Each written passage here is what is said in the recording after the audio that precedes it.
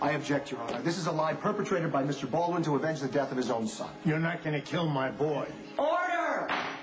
Another outburst like that, and I'll have you all brought up in contempt. Mr. Lansing. Your Honor, Logan Hayes was not a member of the police department. Your Honor, the victim was a police officer, and I can prove it. Your Honor, permission to approach. Mr. Lansing, I realize that you were not aware of the victim's undercover status. If you would like time to consult with your client, in light of the fact that this is now a death penalty case, I'll allow it. Your Honor, what Mr. Baldwin is suggesting is that Logan Hayes was a police officer at the time of his death. He is not a police officer, never has been.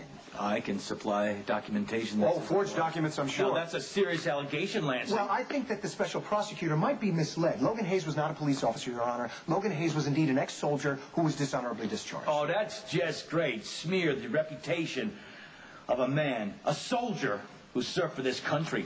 The court is satisfied that Logan Hayes was working undercover for the PCPD at the time of his death. As such, his death would meet the parameters of murder with special circumstances. Your Honor, I request a continuance to verify the authenticity of these... I have already made my ruling on the victim's status. Do you want time for a recess with your client or not? Yes, Your Honor, I would like a recess.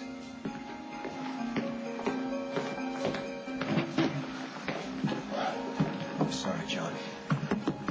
Baldwin managed it. But you're literally fighting for your life. Court will adjourn for a brief recess. 10 minutes, counselors. I don't know about serving on a death penalty case. Well, I think Johnny Zaccaro's guilty of sin, but I don't know that lethal injection is the answer. Well, the trial hasn't even started yet. We need to wait and see what happens. Miss Johnson is right. You can call me Epiphany. Allow me, madam. Oh, thank you. I must be just very nervous. What a difficult decision. Well, but you're only one of 12. Don't worry. 12, after all. Thank you. Look at him, Trev. All those people are going to pay if my son is found guilty. Your son's not going to be found guilty. And you know it. All right, look. I have enough evidence that will create reasonable doubt and get you acquitted, but at this very moment, you are literally betting your life. You can enter a plea. You can get a reduced sentence and a guarantee that you're not going to be put to death. How long? 5 years. They're going to give you 10. Good behavior. If I spend even a day in jail, my father's going to implode. Then he's going to go after every single person who ever so much as served me a cup of coffee. No plea bargain. So, are you happy now? It's not my fault that Baldwin decided to forge documents so it looks like his son was a cop. You said you wanted Lulu away from Johnny at any cost. Does that include his death? Shut up!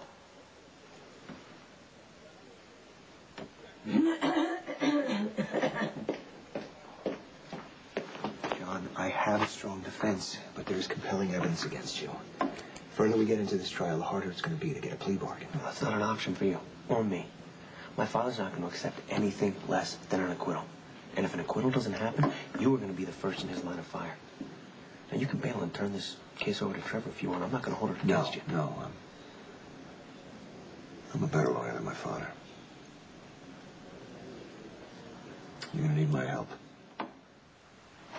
Your Honor, ladies and gentlemen of the jury, you are looking at a bloodthirsty killer, son of the infamous gangster, born into violence, raised in violence, and destined to wear the mantle of violence. Special Prosecutor Baldwin would like for you to believe that the son should pay for the sins of the father.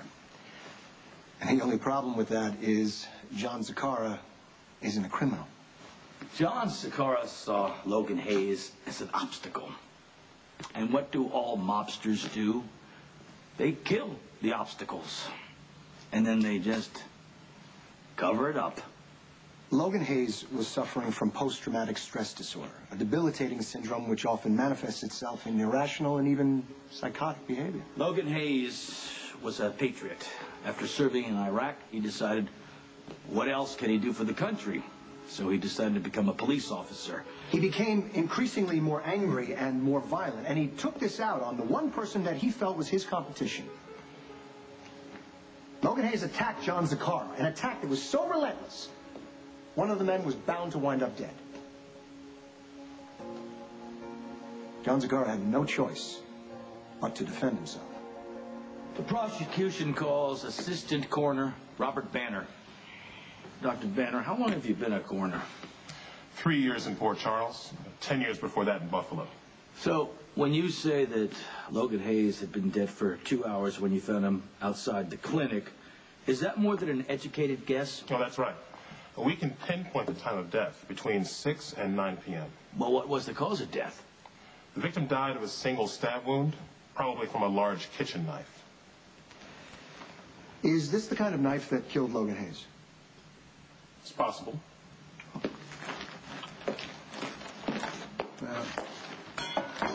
How about this one? That could be it, too. Really? Well, this is from my kitchen, and this is from the Port Charles Police Department lunchroom. Now, I have to ask you, Dr. Banner, isn't it possible that there are thousands of kitchens that have the exact same kind of knife matching the one that killed Logan Hayes? Yes. Yes. No more questions, Your Honor. Mr. Baldwin, next witness. I call Detective David Harper.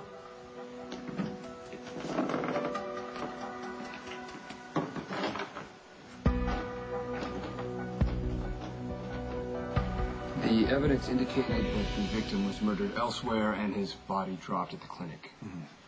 And on what do you base your conclusion? My experience as a homicide detective. Okay.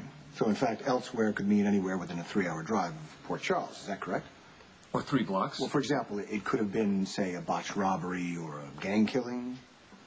As long as the gang member drives a late model high-end sedan with matching carpet fibers. So, in fact, in your experience, Detective, in homicide, if a person with severe stab wounds were to be dropped at a free clinic, wouldn't you conclude that that person who dropped them there in the first place was trying to get them medical help or save their life or something? The victim had already been dead for at least 2 to 3 hours.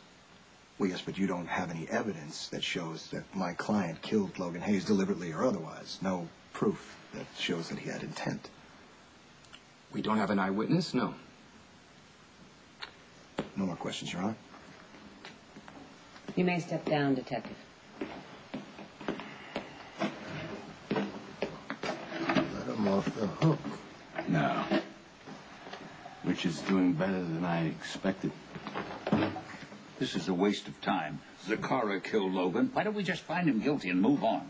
Juror number 2, please save your conversations for the jury room.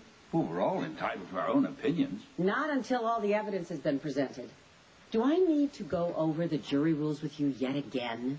I'll thank you not to patronize me, Judge.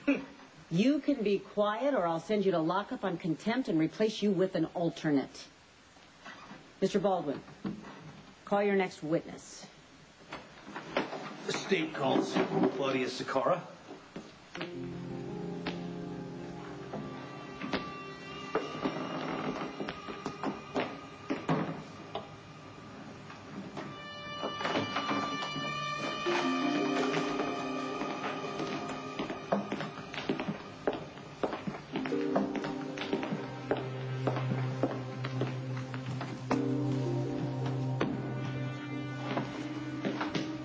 Do you swear to tell the truth, the whole truth, and nothing but the truth, so help you God?